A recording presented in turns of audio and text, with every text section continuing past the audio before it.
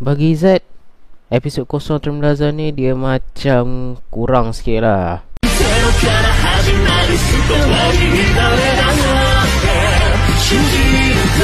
Assalamualaikum dan kembali lagi ke Izzat Review semua. So, seperti Izzat pernah beritahu kat korang sebelum ni, hari Sabtu Termelaza episod kosong telah pun ditayangkan. Episod kosong ni basically merupakan salah satu cara untuk mengenalkan Termelaza tu dengan lebih dekat kepada para penonton. Saya rasa macam tak semua orang boleh suka dengan episod kosong Ultraman New Generation. Sebab bagi Izzat, episod kosong ni dia boleh diibaratkan macam episod recap lah. Sebab dia orang kata menceritakan keseluruhan daripada Termelaza itu tanpa men-spoilerkan apa-apa. Tapi kita ni akan belajar sikit sebanyak lah berkenaan dengan apa yang kita boleh expect daripada siri Termelaza ni. Dan kau jangan terkejut kalau kenapa siri ni kadang-kadang di-include pelbagai jenis siri Ultraman yang berbeza, tapi dimasukkan ke dalam ni sebab dia macam nak menunjukkan kalau siri Ultraman yang akan tayangkan ni kan ada unsur-unsur daripada Ultraman sebelum dia. Lebih kurang macam tu lah. Tanpa membuang masa, marilah kita bedah dan kita breakdown apa je yang ada dalam episod kosong Ultraman Blaza ni. Episod kosong Ultraman Blaza dimulakan dengan preview daripada Ultraman era New Generation. Basically bermula daripada Ultraman Ginga sampailah diakhirkan dengan Ultraman Deca. Lepas dah cerita apa tugas-tugas Ultraman ni, barulah kita ni akan diperlihatkan dengan siluet Ultraman Blaza. Dan waktu tu kita akan diperlihatkanlah dengan title card untuk episod kali ni adalah Ultraman Blaza Preview Special. Kita kemudian pun diperlihatkanlah dengan serangan kaiju yang berlaku di bandarnya.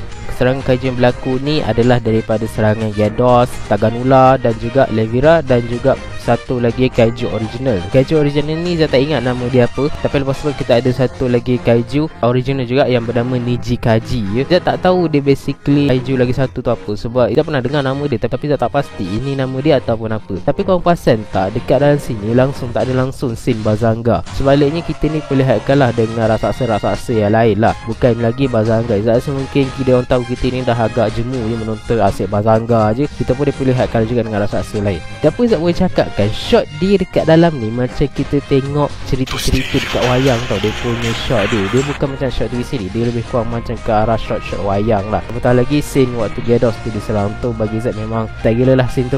Dan dekat sini pun diperjelaskan jugalah kalau serangan kaiju semakin berleluasa, dan kemudian pula Global Guardian Force cawangan Jepun iaitu GGF, iaitu Retsu Haruno akhirnya telah pun mengambil keputusan untuk menciptakan satu unit khas. Unit khas ni dipanggil sebagai Special Kaiju Reaction Detachment ataupun singkatannya adalah SCAD. Kita kemudian pun diperkenalkanlah dengan seorang demi seorang ahli daripada SCAD ni. Bermula daripada of course lah kita punya main karakter kita iaitu Gento Hiruma. Macam sebelum ni Gento je yang asyik memperkenalkan setiap ahli SCAD. Sekarang ni kita pula diperkenalkan dengan karakter Gento itu sendiri. Gento ni pun diceritakanlah kalau dia ni sebelum masuk SCAD lagi dia dah memang seorang yang veteran dan boleh diandalkan. Kita ni pun diperlihatkan juga lah kalau dia ni ada judgement yang bagus dan juga seorang yang pandai dalam membuat pilihan jugalah. Dan ada beberapa scene baru juga untuk karakter Gento ini sendiri. Dan salah satu scene yang paling Zat suka adalah waktu dia menunjukkan jadual latihan untuk semua pasukan SCAD ni. Dan ada juga scene di mana dia ni memberikan arahan pada Amy, tapi Amy ni tak bersetuju dengan arahan dia tu.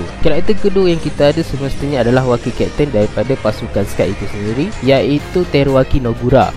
Teruaki Nogura ni Izzat rasa kita tak perlu nak cerita banyak lah pasal karakter dia ni, sebab karakter dia ni Izzat dah terangkan dalam official trailer breakdown sebelum ni. Korang boleh saksikan video tu. Kita just cerita je lah ringkasan mengenai watak Teruaki Nogura ni. Teruaki Nogura ni adalah salah seorang penyelidik kaiju sekaligus adalah wakil kapten daripada pasukan SCAD. Dan kat sini pun kita boleh nampak lah yang dia ni adalah seorang yang strict tapi boleh diandalkan. Dan kita pun diperlihatkan lah juga hubungan dia dengan Gento macam mana. Dan ada satu scene yang mana dia ni ada bersama Gento di luar daripada SCAD command post lah ataupun SCAD CP tu. Ni menunjukkan kalau Teruaki Nogura ni tak hanya akan duduk dekat markas dia, sampai masa dia akan keluar juga untuk membantu Gento dan juga pasukan SCAD yang lain. Kita lanjut ke karakter berikutnya. Karakter berikutnya pula yang kita ada semestinya adalah waifu kita, iaitu Amy Aobi. Amy Aobi ni merupakan seorang intel yang akan diperintahkan oleh Hiruma ni untuk mengumpulkan maklumat supaya dia ni boleh menangani masalah kaiju lah. Dan Izzat sukalah dengan karakter Amy Aobi ni kat sini sebab dia memang menjangkaui Izzat punya expectation lah. Sebabnya pada mula kita nampak karakter Amy ni, Izzat ingatkan dia adalah seorang yang cool, yang tegas. Tapi dekat dalam cerita ni dia sebenarnya adalah seorang yang sangat friendly dan mudah mesra dengan orang lah. Dan Izzat Shak dia ni macam ada crush dengan Captain Gento Hiruma tu lah. Sebab ada banyak scene yang Izzat rasa macam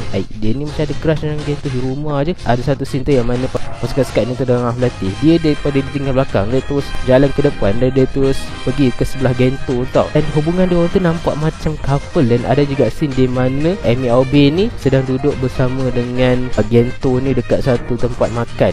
Bahaya tu, sebab Gento tu seorang orang kan, silap isteri datang tampaknya Amy Aubin tu tak tahulah kan. Dan ada juga scene yang mana dia ni seorang yang Izzat rasa macam karakter dia ni macam ada vibe-vibe daripada Hiroko Asami lah, daripada Shin Ultraman. So Shin Ultraman waktu trailer dulu pun Izzat ingatkan dia adalah seorang yang serius.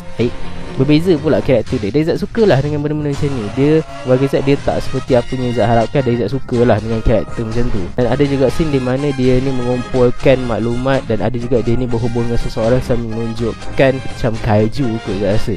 Karakter seterusnya yang kita ada pula adalah Andri Minami. Andri Minami ni merupakan karakter yang bekerja di bawah GGS sebelum ditugaskan ke pasukan Skat. Dia ni diceritakan ada satu part tu yang mana Izzat ingat adalah Gento ni bertanyalah pada Andri tu macam mana Andri ni akan handle kaiju ni. Tapi Andri ni menyatakan kalau dia punya opinion tu tak boleh diterima lah. Lepas tu ada lagi satu scene yang mana dia ni dengan senang hatinya menawarkan diri untuk membawa Gento dan juga pasukan Skat yang lain ni ke lokasi serangan kaiju tu lah. Dia ni diceritakan juga mempunyai skill yang banyak dalam pertarungan jarak dekat dan juga mempunyai pengalaman yang banyak lah juga dalam operasi di padang dan sebagainya. Dan dia ni juga seorang yang berani mengambil keputusan dia lah. Ada satu scene tu di mana dia menawarkan diri dia untuk turut serta dekat dalam satu misi lah. Izzat rasa mungkin misi ni dia akan bertarung dengan Taganula tu lah Izzat rasa. Karakter terakhir yang kita ada adalah Yasunobu Bando, merupakan mekanik bagi pasukan Skat. Dia merupakan seorang yang boleh diandalkan dan adalah orang bertanggungjawab yang boleh memastikan setiap senjata pasukan Skat ni berada dalam keadaan baik. Ini pada menciptakan senjata, Izzat nampak yang dia ni pun orang yang bijak jugalah dalam bidang sains. Sebab ada satu scene tu di mana dia ni sedang melakar sesuatu di papan putih sambil diperhatikan oleh Amy dan juga Andri. Jadi maknanya dia ni bukan setakat bijak dalam menguruskan alatan-alatan pasukan Skat, tapi dia ni pun bijak juga dalam sains juga. Dan ada juga scene yang mana sini sebenarnya scene yang sama dekat dalam trailer, cuma sini dipanjangkan lagi lah, mana dia bertemu dengan Captain Gento Hiruma, Amy Aubin, Andri dan juga Teruaki Nogura. Dan dekat sini pun diterangkan jugalah kalau pasukan Skat ni akan sentiasa berhadapan dengan pelbagai ancaman daripada kaiju. Seterusnya pula kita akan bahas adalah persenjataan pasukan Skat itu sendiri. Of course lah, tak lengkap lah kalau nak melawan kaiju tapi tak ada senjata. So kita akan pergi ke arah persenjataan yang akan digunakan oleh pasukan Skat ni untuk menentang kaiju.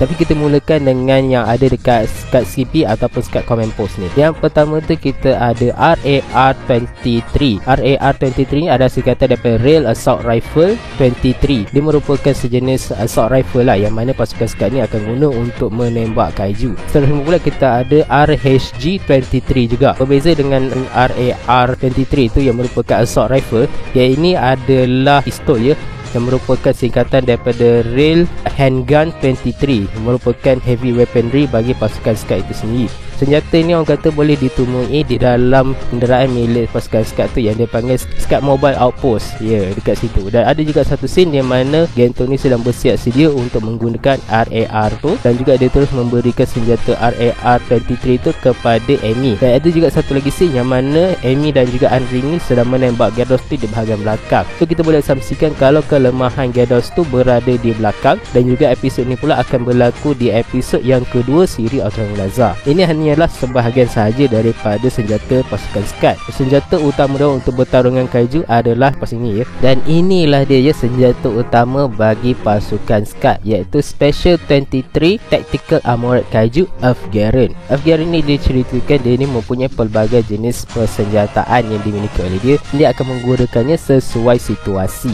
Dan dekat sini kita pun diperlihatkanlah juga adanya scene pertarungan antara Taganula dan juga Afgaran. Seperti saya cakap sebelum ni, ia berlaku di episod yang ketiga dengan tajuk episod His Name is Afgaren. Dan selepas tu pun kita pun diperlihatkan dan kita pun diperjelaskan juga kalau Afgaren ni akan dikawal secara manual lah. Dan ada satu scene tu di mana Captain Gento Hiruma ni sedang bersama dengan Andy Minami ni akan menggunakan Afgaren untuk menantang Taganula. Dan ada satu scene tu yang mana dia ni mungkin berada dalam bahaya dan menyebabkan Gento Hiruma ni menyuruh Afgaren ini untuk berundur. Dan dekat sini kita pun diperjelaskan juga kalau Afgaren ni akan digunakan oleh 2 orang pilot dan juga akan ada 2 orang yang akan bergantian lah untuk bersama-sama menjadi pilot bagi Afgaren ni. Selain daripada Gento Hiruma dan juga Anri, ada juga karakter lain seperti Teruaki Nagura dan juga Yasunobu Bando. Dan juga diorang ni ada speciality antara satu sama lain lah. Macam Yasunobu Bando ni dia akan gunakan Afgaren ni untuk pertarungan jarak jauh. Sebab dia ceritakan juga kalau Yasunobu ni adalah seorang marksman yang hebat ya. Kiranya dia ni kalau bab-bab jarak jauh ni dia power lah. Kalau macam dalam pertarungan jarak dekat, memang Andy Minami lah orang yang boleh diandalkan untuk pertarungan ni. Kat sini pun ada banyak jugalah scene-scene bagi Zack dengan cukup style. Salah satunya adalah di mana Afgaren ni sedang bertarung dengan satu Esen kot saya rasa, yang mana dia tu sedang menembak-nembak daripada jarak jauh tu memang cukup style lah. Ada juga pertarungan di antara Taganula menentang Afgaren dan banyak lagi. Dan dia pun diperjelaskan juga dekat sini kalau Afgaren ni mempunyai kemampuan untuk 1 lawan 1 dengan Afgaren. Ada juga scene di mana Afgaren ni mendarat di waktu malam. Pada mulanya Zack fikir ini mungkin berlaku di episod 1,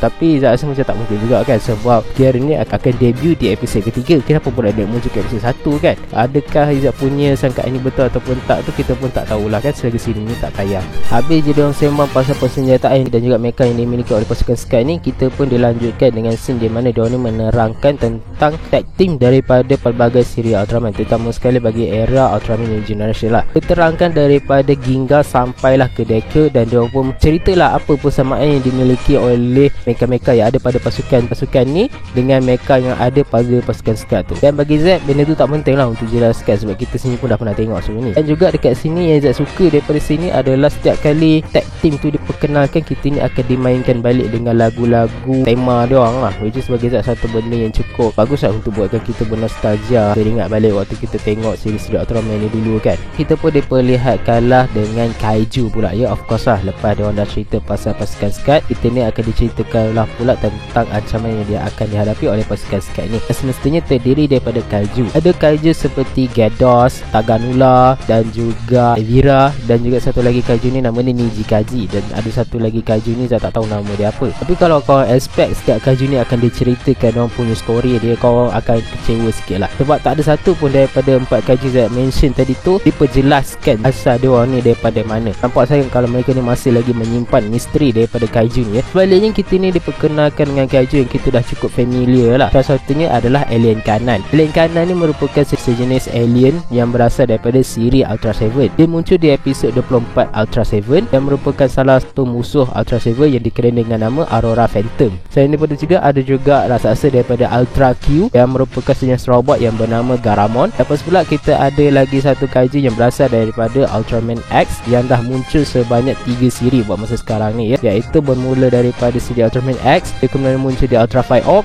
dan kemudian pula dia muncul lagi di siri Ultraman Z ya, iaitu Demaga. Dan dekat sini scene Demaga tu pun bukan yang diambil daripada siri Ultraman Blaza tu, tapi dia ambil daripada Ultra 5 Orb tu. Tak rasa macam tak ada apa-apa benda sangat lah untuk nak terangkan tu, sebab dia just cerita pasal Demaga dan tu je lah. 3 kaiju je lah yang diceritakan, 4 kaiju original tu langsung tak diceritakan. Dan seterusnya semestinya adalah Ultraman Blaza itu sendirilah. Sewaktu Gento ni mempunyai keinginan untuk mempunyai kuasa untuk melindungi orang yang penting bagi dia, Blaza Blaze akan muncul dekat tangan dia, dan digabungkan pula dengan Blaza Stone yang punya kuasa cahaya, dia akhirnya berubah menjadi Ultraman Blaza ya. Sini sama, tapi kali ni kita pun diperlihatkan dan kita pun diperjelaskan lagi lah dengan scene ni macam mana. Rupanya scene low angle yang kita nampak yang dia lari tu sebenarnya dia nak lawan dengan Gyarados, dan si pertarungan Gyarados tu masih lagi sama, cuma dia ditambahkan dengan persoalan siapa itu Ultraman Blaza. Pertarungan antara Ultraman Blaza dan Gyarados ni dipanjangkan lagi. Ada juga scene pertarungan antara Ultraman Blaza melawan Nijikaji. Ada juga scene Ultraman Blaza ni bertarung dengan Taganula. Kita boleh nampak lah fighting style daripada Ultraman Blaza ni memang mirip-mirip dengan petarung Muay Thai. Ada juga satu lagi scene yang cukup memeable yang mana dia ni sedang berdoa, dan dia menyatakan kalau Ultraman Blaza ni misteri dia ni kita patut saksikan sendiri. Kita pun kemudian diperlihatkan dengan scene yang tak penting lagi ya, iaitu dia menceritakan perjuangan Ultraman era New Gen daripada Ginga sampailah ke Deka ya. Dekat akhir-akhir tu tu barulah Ultron Blaza tu muncul dan narrator tu meminta kita ni untuk orang kata macam ikutilah perjalanan pasukan Skat dan Ultron Blaza ni sampai ke akhir siri ni. So dia macam tu je lah. So siri ni pun habis, tapi Zack stay tengok sini sebab walaupun Zack tahu dia tak penting, tapi opening song Ultron Blaza tu memang best dengar. Jadi Zack tunggu sampai akhir lah. Dan akhirnya episod kosong Ultron Blaza pun ditutup. Kita kemudian pun diperlihatkan jugalah dengan preview tu episod 1 Ultron Blaza ni yang bertajuk First Wave. Dekat preview tu kita ni pun diperlihatkanlah dengan bangunan-bangunan yang hancur yang diserang oleh Bazanga. Dan waktu itu pun Bazanga ni pun menunjukkanlah kebolehan dia yang mana dia boleh menembak duri daripada tangan dia. Waktu tu Captain Gento Hiruma ni dia macam pegang kepala dia seolah-olah macam sakit. Dan kemudian pula dia menjumpai Blaza Stone ya. Dan dia pun menceritakan juga kalau waktu ni GGF tak berdaya untuk menentang Bazanga, sehinggalah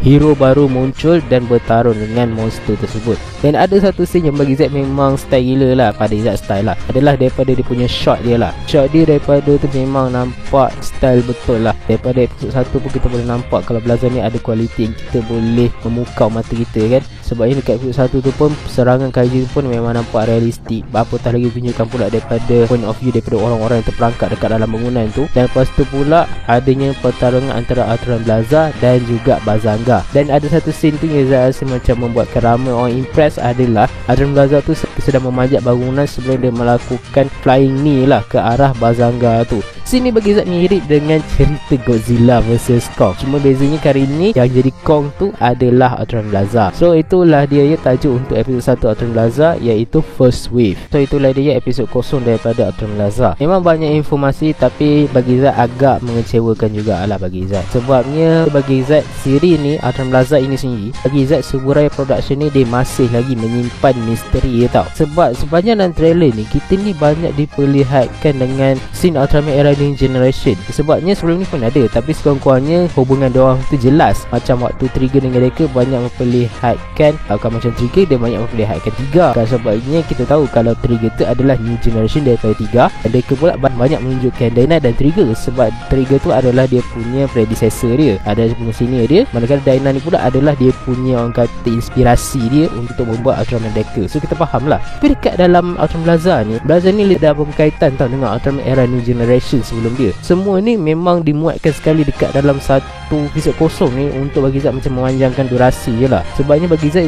sedang cerita pasal Blaza tu mungkin dalam daripada 100% saya rasa 40% adalah Blaza, manakala 60% lagi tu adalah Ultraman Era New Generation.